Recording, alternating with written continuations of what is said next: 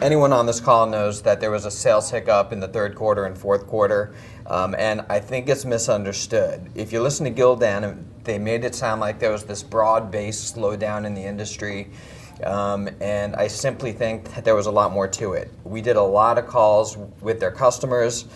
We had our channel checks. We spent 3 full days with management down in Honduras, and again, I just think that there's a lot more to it, and unfortunately, their lack of disclosure led to some false narratives around what's going on with the underlying business.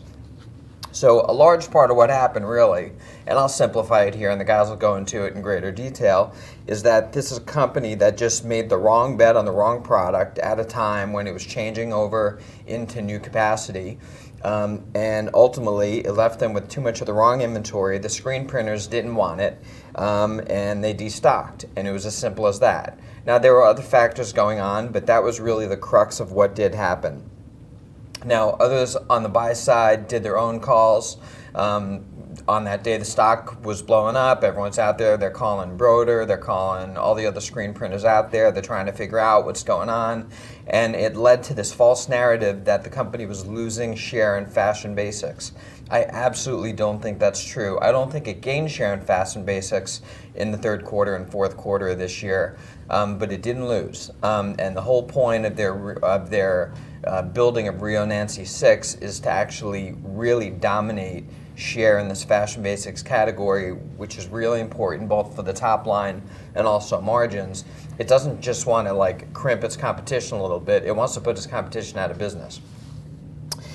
So the key point here is that an industry-wide slowdown, as Gildan described it, is really a scary thing. It's out of their control, there's nothing they can do about it, the multiple just got completely crap kicked.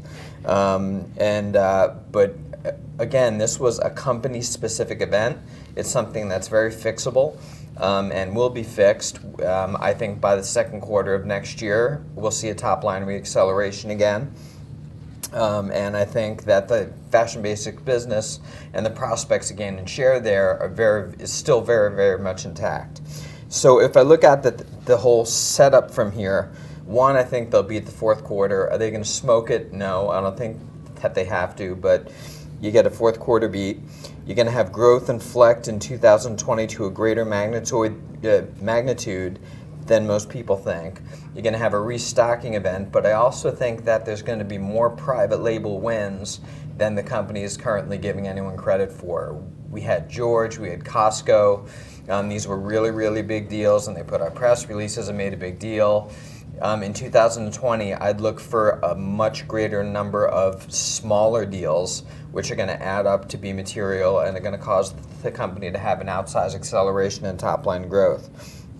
So you have 4 quarters of accelerated top-line growth starting in 2Q of 20, and then we start to get some visibility into growth that's going to come from their new Bangladesh plant, which is going to open up a year after that. Now, the risk here, and this is a key risk, is that the company's probably going to, I don't want to say guide down because they haven't guided in the first place, but the street's at $1.96 for 2020.